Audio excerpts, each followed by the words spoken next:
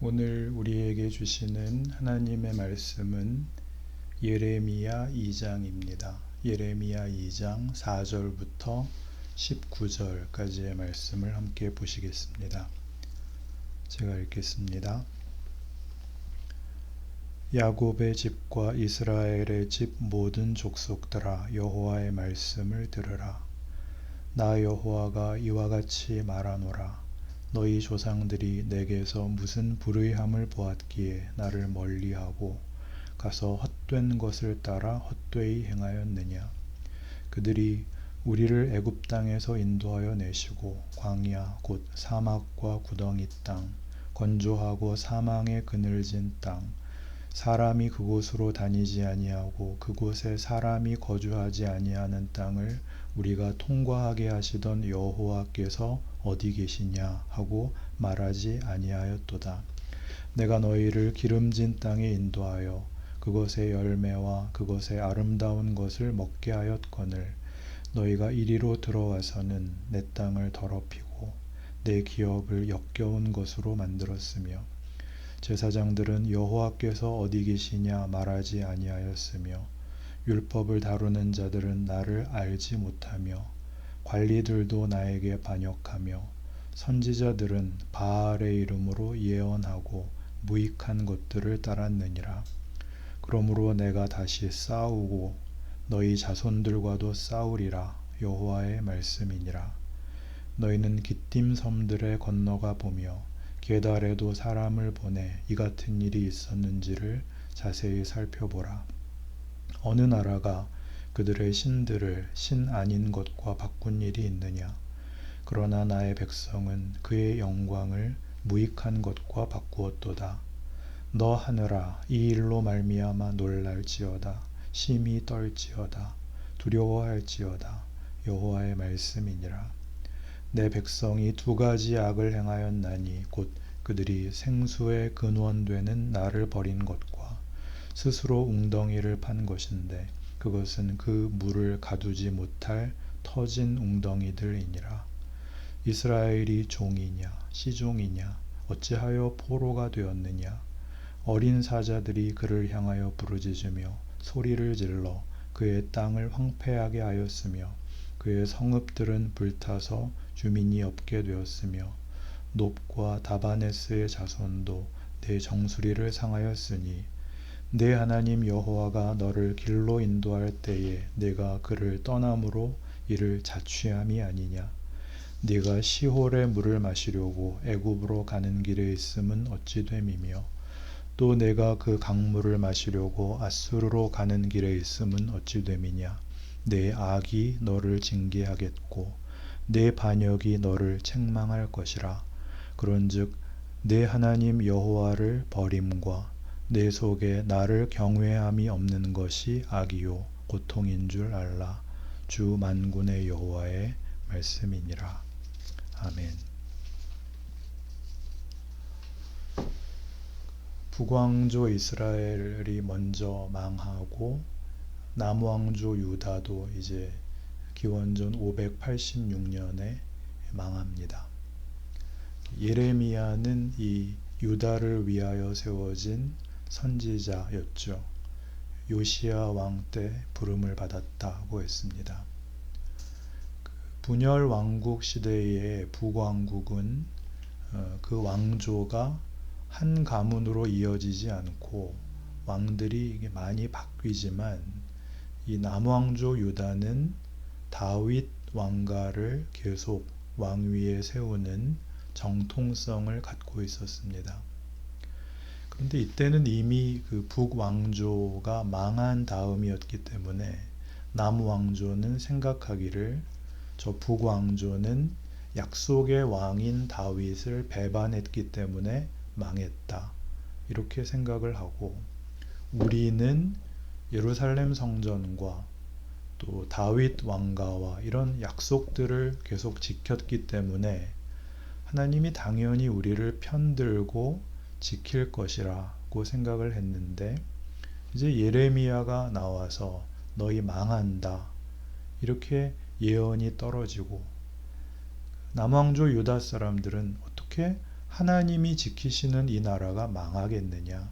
그래서 예레미야를 배척했는데 정말 그 586년에 남왕조 유다가 망하고 성전이 파괴되고 마지막 왕 시드기야는 바벨론에 사로잡혀 가게 됩니다.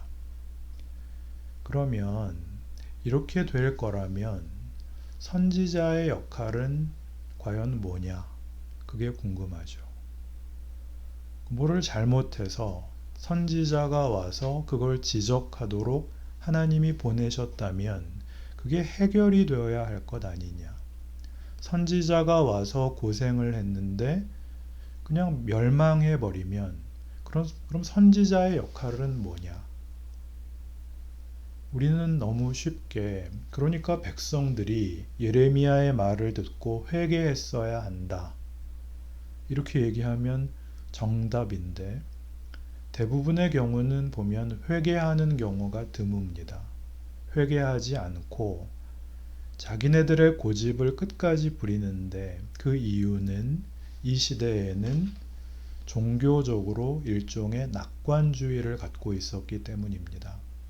서두에 얘기한 바와 같이 북왕조 이스라엘은 근본 없는 왕들이 일어났지만 남왕조는 약속받은 다윗 왕가가 대를 잇고 있고 그렇기 때문에 이들에게는 하나님께서 결국은 우리 유다를 편들 것이다 라는 낙관적 견해가 많았습니다.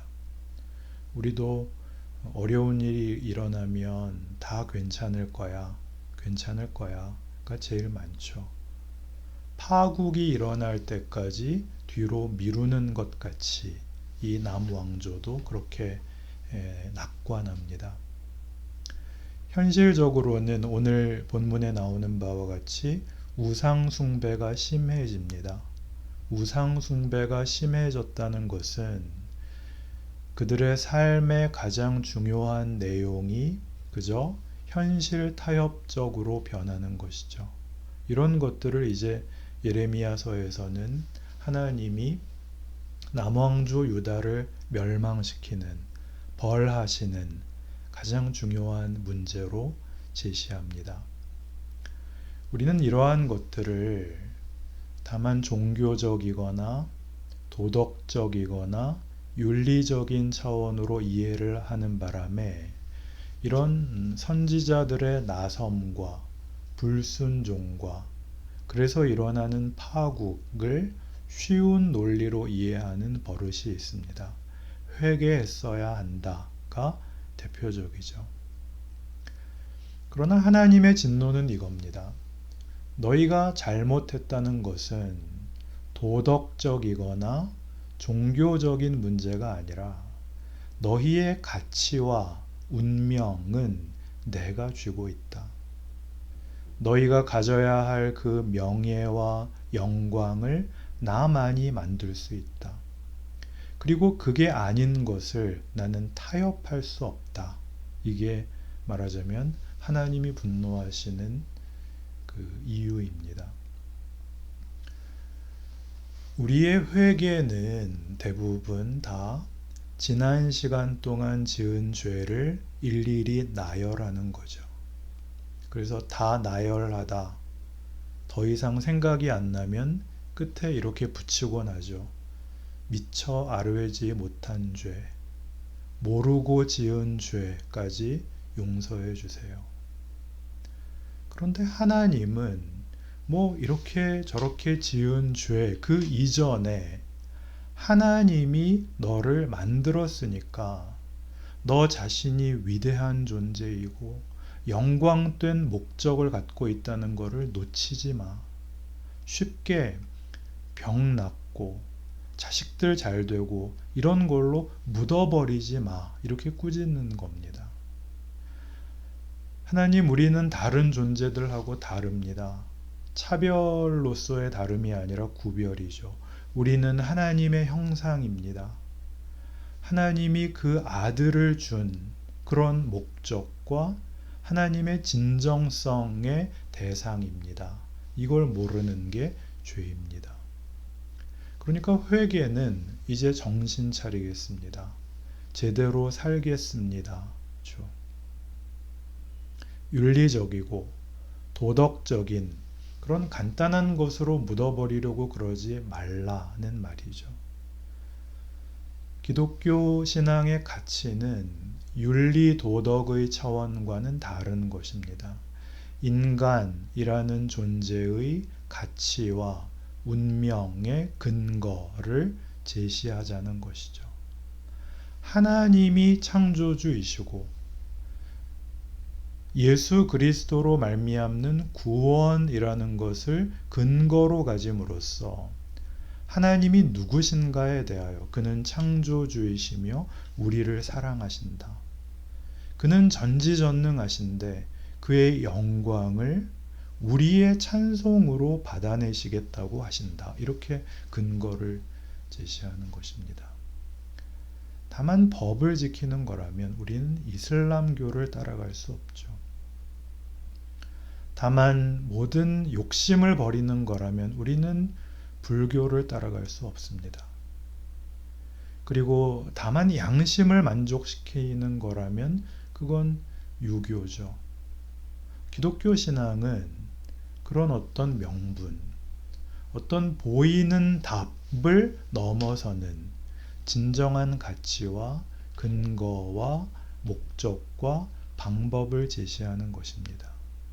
그러니까 그게 아닌 것에 대하여 하나님이 노하시죠. 너는 내 자식이야. 여러분, 그 옛날에 학교 앞이나 길거리에서 파는 좋지 않은 먹거리들이 있었잖아요. 불량식품. 부모님들은 길거리에서 그런 거 사 먹지 마라 그러셨죠. 왜 그랬을까요? 서민들도 살아야 되는데. 뻔하죠. 그건 영양가도 없고 병을 일으킬 수 있고 손해보기 때문에 못 먹게 했습니다. 하나님이 그렇게 화를 내시는 겁니다. 하나님은 공포스러운 존재다, 무섭다, 그렇게 생각하시면 안 됩니다. 왜 성경이 하나님을 끊임없이 사랑의 하나님이라고 얘기하는지를 알아야 됩니다. 사랑하기 때문에 타협하시지 않습니다. 중도에서 포기할 수 없습니다. 그게 선지자의 입을 통하여 터져 나오는 것이죠. 너희는 이것보다 커. 이런 정도로 타협하고 살면 안 돼. 윤리 도덕적인 것이 아니라 가치와 운명에 대하여 하나님이 고함을 지르시는 것입니다. 그러니 생각해 보세요. 여기 본문에 나오는 것 같이 너희는 왜 내가 너희를 애굽에서 꺼내서 광야길을 걷게 한 그 기적을 잊었느냐? 너희에게 젖과 꿀이 흐르는 땅에서 왜 너희는 영광된 삶을 살지 못하였느냐? 라고 이스라엘 전 역사에 걸쳐서 저들의 추억을, 역사를 되짚어 보게 하시죠. 하나님이 누구였냐? 너희가 늘 반대했던 말이 뭐였냐? 애굽으로 돌아가자 였지 않았느냐? 그래, 어쩌면 너희가 우겼던 것처럼 그때 애굽에 갔으면 편했을 수도 있다. 잘 적응하고 나름 그 노예 생활에 익숙해지고 그러면 현실과 타협한 채 익숙한 프로페셔널 노예로 살았을지도 모르지. 그러나 나는 너희에게 더 큰 것을 주기 위하여 거기서 꺼냈다. 종노릇하고 살게 그렇게 놔둘 수는 없었다. 나는 너희에게 자유를 줬고 젖과 꿀을 줬다. 그러나 너희가 뭘 만들었나 봐라. 너희는 우상을 섬겼다. 대표적인 우상이 바알이었는데 바알은 풍요의 신이었습니다. 먹고 배부르고 편안하면 그만인 풍요의 신. 그걸 위해서 내가 너희를 여기까지 인도해 오지 않았다. 내가 너희를 인도한 것은 너희를 복되게 하고 영광되게 하는 것이었다.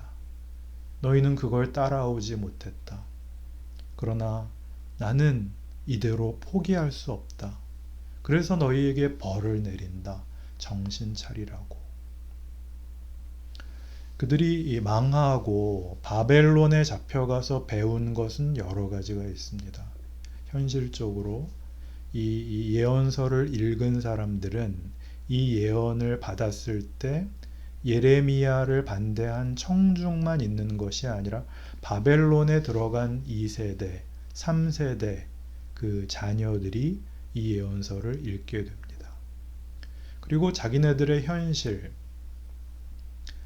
남의 나라의 포로로 잡혀와서 유랑민이 된, 종이 된 이 현실의 이유가 과거 자기네 선조들의 잘못에서 기인한 거라는 것을 알게 됩니다. 그러니까 여러 가지 생각이 들죠. 왜 우리 선조가 잘못한 것을 내가 피해를 봐야 돼? 거기서부터 시작해서 이런 걸 예언하실 수 있다면 왜 미리 막아주시지는 않았어? 우리 선조들이 그토록 많이 기대했던 정의의 하나님, 우리 편인 하나님이 왜 이런 식으로 화를 내셨어? 하나님에 대한 이해, 그리고 자신들이 처한 현실에 대하여 답을 찾을 길이 없었겠죠. 그러나 그들이 목도한 게 있습니다. 하나님이 왜 이렇게 하셨는지를 어디에서 답을 찾기 시작했느냐 하면 자기네를 이긴 바벨론, 그 제국에 들어와 있는 많은 민족들이 섬기는 우상들을 보게 되죠. 그리고 그 우상들과 자기네 선조들이 가르쳐준 하나님과는 얼마나 차이가 나는지를 보게 됩니다. 굿하는 무당들은 작두 위에 서는 것으로 권위를 삼습니다.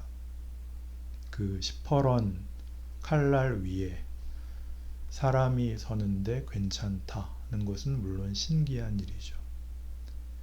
예전에 그 어느 예수 믿는 분이 계셨는데 옆집에서 굿판이 벌어졌답니다. 그래서 이분이 그 굿하는 걸 보게 되었는데 무당이 칼을 가지고 춤을 추다가 칼로 돼지 머리를 찍어서 뒤집으니까 그 식칼이 딱 서더래요. 그래서 이분이 자기도 모르게 이런 기도를 했대요. 하나님 저거 쓰러뜨려 주세요. 그랬더니 딱 넘어가더래요. 이 무당이 약간 당황하더니 다시 뭐 쌀라쌀라하고 다시 찍어서 세우니까 다시 서더래요. 그래서 이분이 하나님 한 번 더요. 속으로 그랬더니 또 넘어가더래요. 무당이 사람들을 딱 째려보더니 여기 예수 믿는 거 있으면 나가 그러더래요. 그래서 나왔대요. 여러분 그거 물론 신기하죠. 그 무당이 칼 위에 서기 전에 칼을 가는 사람한테 돈을 준답니다. 왜요? 더 날카롭게 갈아달라고. 저 같으면 대충 합시다 그럴 텐데. 그러니 대단하죠. 그런데 무슨 신이 그런 걸로 돼지 머리에 식칼 꽂아서 뒤집어 놓는 걸로 권위를 세워요. 근데 우리가 거기에 홀딱 넘어갑니다. 하나님이 없으면 모든 게 무섭습니다. 식칼도 무섭고 돼지 머리도 무섭고 모든 게 무섭습니다. 삶의, 존재의, 운명의 근거가 하나님이 아닌 자들은 어느 신을 섬겨도 그 기본 정서가 공포입니다. 우리만 안 무섭습니다. 저만은 아니겠죠. 우리 그래서 믿는 거 아닌가요?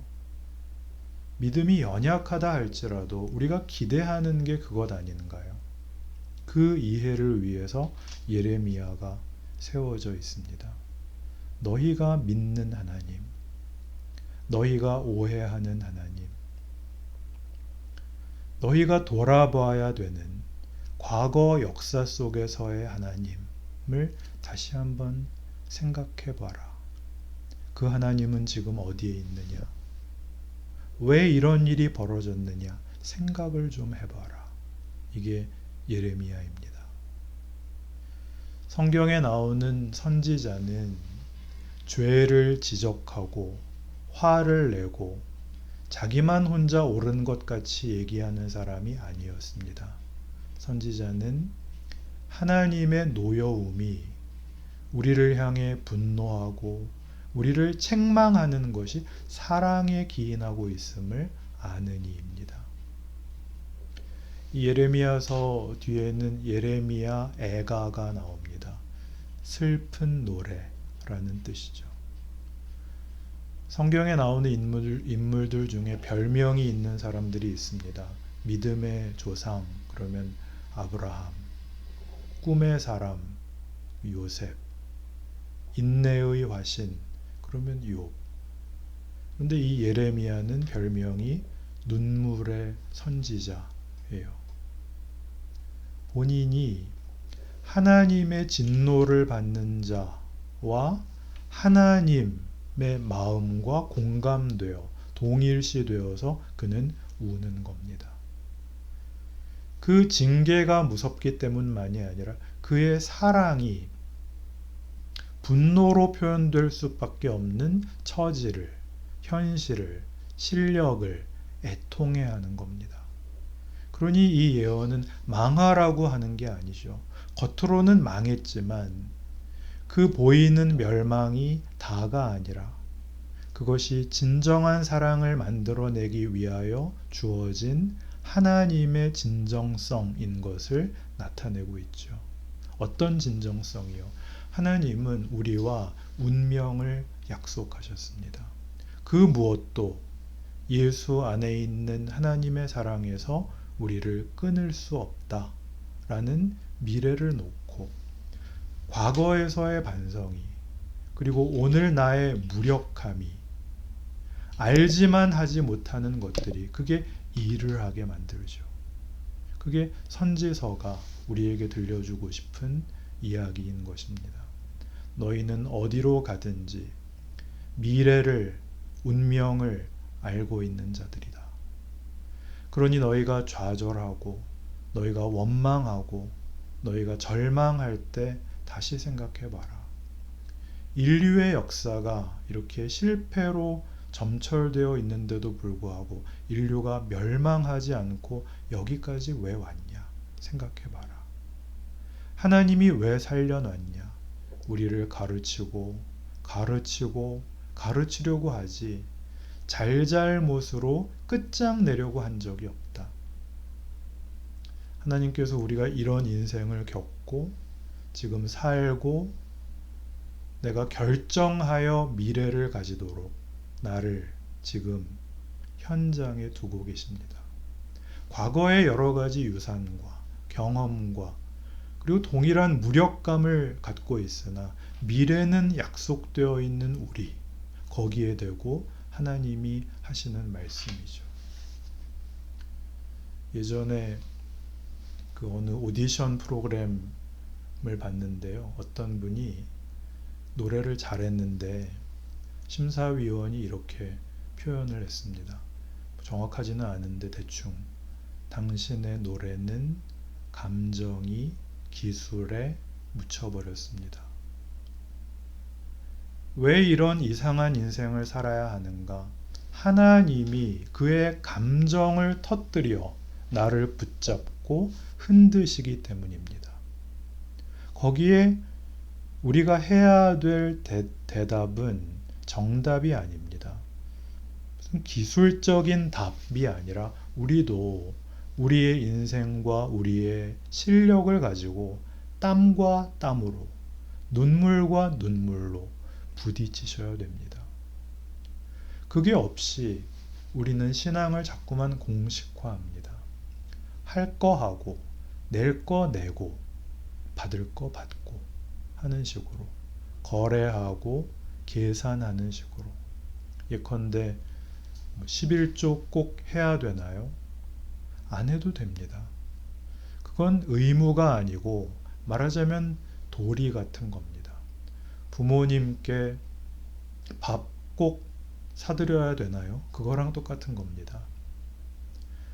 부모님이 식사 한번 하자 그러셔서 갔는데 자식이 좀 어려우면 속 깊은 아버지가 오늘은 아버지가 밥 먹자 그랬으니까 아버지가 낼게 그러시고 계산대로 서둘러 가시죠.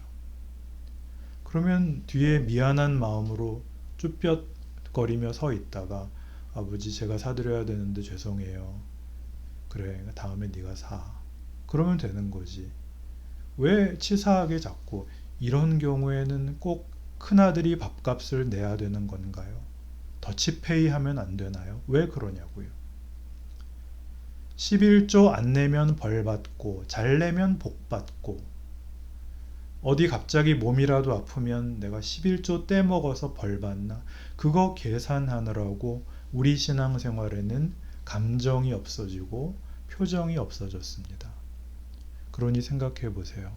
하나님이 사랑이라는 것을 우리에게 기계적으로 하지 않고 힘으로 하시지 않고 어떻게 우리 마음을 흔들기 위하여 당신의 감정을 다 쏟아 부으시는지 그걸 아셔야 됩니다. 선지서는 전부 그 얘기입니다. 이사야 선지자의 말씀으로 설교를 맺죠. 이사야 64장입니다. 여러분 순서지에 넣었는데 꼭 읽어보십시오.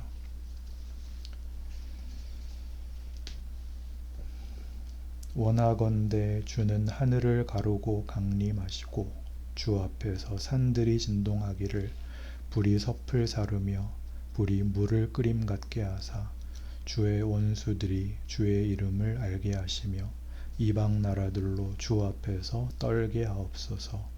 주께서 강림하사 우리가 생각하지 못한 두려운 일을 행하시던 그때에 산들이 주 앞에서 진동하여 싸우니 주 외에는 자기를 앙망하는 자를 위하여 이런 일을 행한 신을 옛부터 들은 자도 없고 귀로 들은 자도 없고 눈으로 본 자도 없었나이다. 주께서 기쁘게 공의를 행하는 자와 주의 길에서 주를 기억하는 자를 선대하시거늘 우리가 범죄함으로 주께서 진노하셨사오며 이 현상이 이미 오래되었사오니 우리가 어찌 구원을 얻을 수 있으리이까. 무릇 우리는 다 부정한 자 같아서 우리의 의는 다 더러운 옷 같으며 우리는 다 잎사귀 같이 시들므로 우리의 죄악이 바람같이 우리를 몰아가나이다. 주의 이름을 부르는 자가 없으며 스스로 분발하여 주를 붙잡는 자가 없사오니 이는 주께서 우리에게 얼굴을 숨기시며 우리의 죄악으로 말미암아 우리가 소멸되게 하셨음이니이다. 그러나 여호와여 이제 주는 우리 아버지시니이다. 우리는 지늘기요 주는 토기장이이시니 우리는 다 주의 손으로 지으신 것이니이다. 여호와여 너무 분노하지 마시오며 죄악을 영원히 기억하지 마시옵소서. 구하오니 보시옵소서 보시옵소서. 우리는 다 주의 백성이니이다. 주의 거룩한 성읍들이 광야가 되었으며 시온이 광야가 되었으며 예루살렘이 황폐하였나이다. 우리 조상들이 주를 찬송하던 우리의 거룩하고 아름다운 성전이 불에 탔으며 우리가 즐거워하던 곳이 다 황폐하였나이다. 여호와여 일이 이러하거늘 주께서 아직도 가만히 계시려 하시나이까. 주께서 아직도 잠잠하시고 우리에게 심한 괴로움을 받게 하시려나이까. 기도합시다.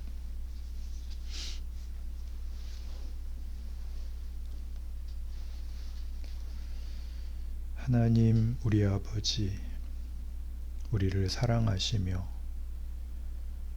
모든 능력을 동원하여 우리를 복받게 하시려고 지금도 가슴을 치시는 우리 하나님, 우리의 생애와 우리의 책임과 우리의 헌신이 주님을 사랑하는 것으로 채워지기까지 우리를 놓아두지 마시옵소서.